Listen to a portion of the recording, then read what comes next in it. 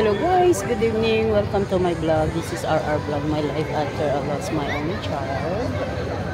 We're now here in National Harbor. Dito muna kami. Medyo maganda yung weather, so we decided pumunta rito. It's almost 9 o'clock in the evening. Pero syempre, ito yung mga pinupuntahan ng mga tao dito since the weather is so nice. So why not? Dito kami ngayon. Medyo malamig pa dahil alam niyo naman spring pa naman namin, pero it's about 77 degrees right now. Nandito kami by the water, by the marina. Okay, pakita ko sa inyo. Okay, dito sa Maryland kami ngayon. Dito sila nagdadak ng mga yachts nila. Yan, mga motorboat. Magsa-summer na kasi kaya naka-ready na yan. Ayan. Pupunta sila kung saan-saan dito by the river. Malaki kasi yung river na ito. Ito yung mga hotel dito. We have Westin and we have Gaylord. That one, that's a big one. Yan ang mga hotels dito. So, ang mga tao dito lang nag-have fun, nag-enjoy. Yan. Medyo late na, pero syempre alam niyo yung mga tao dito takaw na takaw maggala, kaya syempre naghahanap tayo lagi ng mapuntahan. Anyway, ayun yung MGM, diyan ako pumupunta, diyan ako lagi nag-video by the deck. Lagi kami diyan pagka dinadala namin yung sister-in-law ko. Nagpi-play siya diyan once in a while pag na-temp ako, nagpi-play din ako, but it's not like a regular kasi syempre hindi pa naman kami retired, so we still have bills, a lot of bills. Well, ito yung mga lugar na syempre nung maliit ang anak ko, dito namin siya pinapasyal, makain ng ice cream, tapos lang namin kumain ng ice cream. Ito lang yung buhay dito sa Amerika. Find a way talaga to enjoy your life, otherwise mabuboard ka rin. Pero the good thing here is very convenient ang buhay, hindi katulad sa somewhere, but ang kagandahan naman sa atin masaya. So yun naman ang panalo, nag-i-enjoy yung mga tao, hindi katulad dito. Nag-i-enjoy ka naman, but of course you have to force yourself to do something. Katulad ngayon, matutulog na nakaisip pang lumabas, so why not nag-ice cream lang para naman may magawa kami. So ito yung mga restaurant dito actually. Yan yan yung mga napuntahan na naman lahat yan kasi it's been na rin tong na to, more than probably 15 years na rin ito since dinevelop itong place na ito, but used to be wala. May mga daming fish pero hindi makita.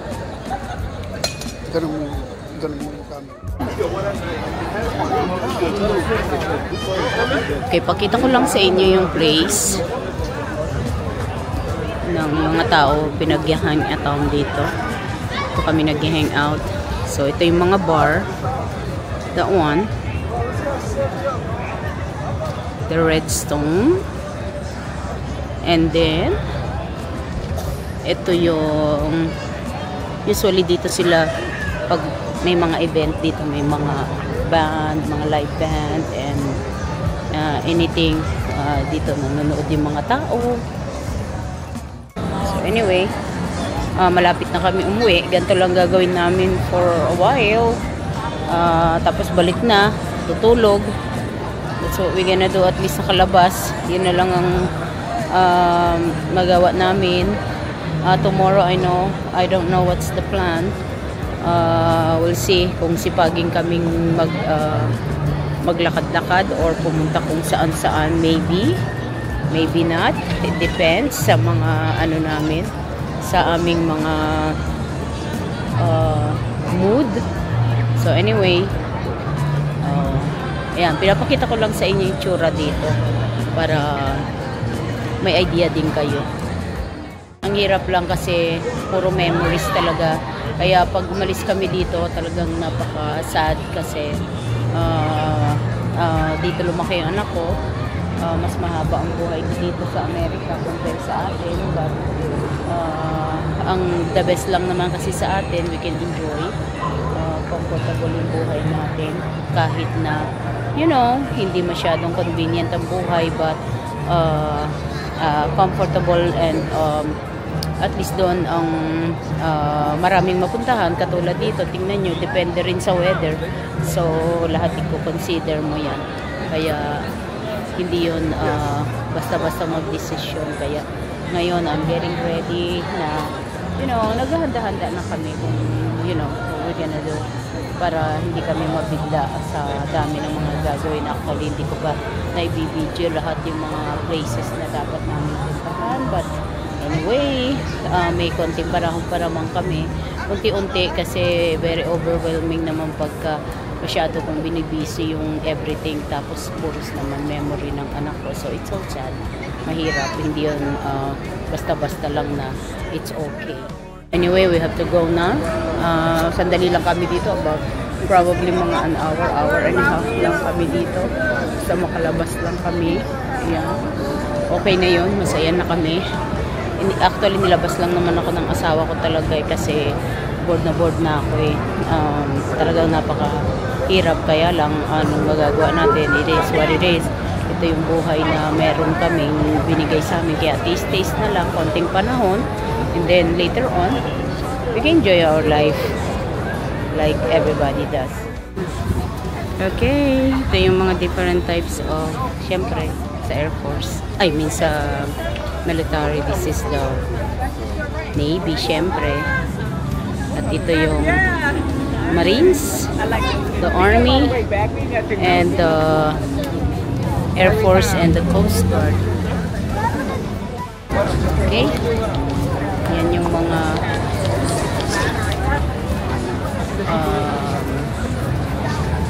military force dito. Alright. Yan lang. At least nakapag-video ako today para sa content ko tomorrow. Anyway, ito yung building ng National Harbor. There you go. Ayan siya. All the way doon. Dito tayo sa deck ng National Harbor. Okay. Okay, ayan yung baba. Yan. Ito hindi pa ako nakasakay dyan. Takot ako sa height. So, probably ngayon kaya ko na yan. Kaya lang, hindi ko pa feel. Okay. Kahit pa paano, mga tao may mapuntahan. Diba? Kasi gumanda na yung weather. Ang mga tao talaga takot na takaw sa mga weather na ganito. Kaya, ganito dito sa amin, diba? Hindi katulad yan sa atin, madaming mapuntahan. Madami din naman dito, kaya lang sometimes lazy ka kasi pagod ka. Nagtsatsabaho lahat ng tao dito, syempre. Actually, mga matsatsaga lang mahilig maglakwatsa yung mga may mga anak kasi kailangan nilang ilabas kasi otherwise kawawa naman sila.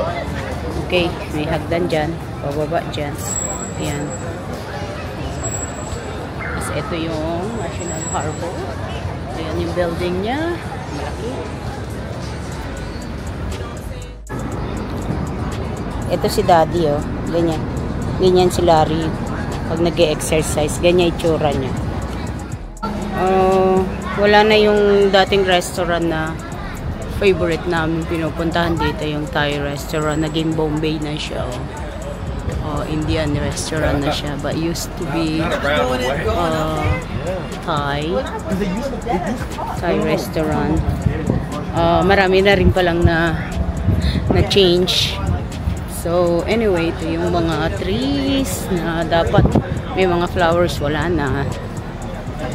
Okay. Lakad-lakad lang tayo dito.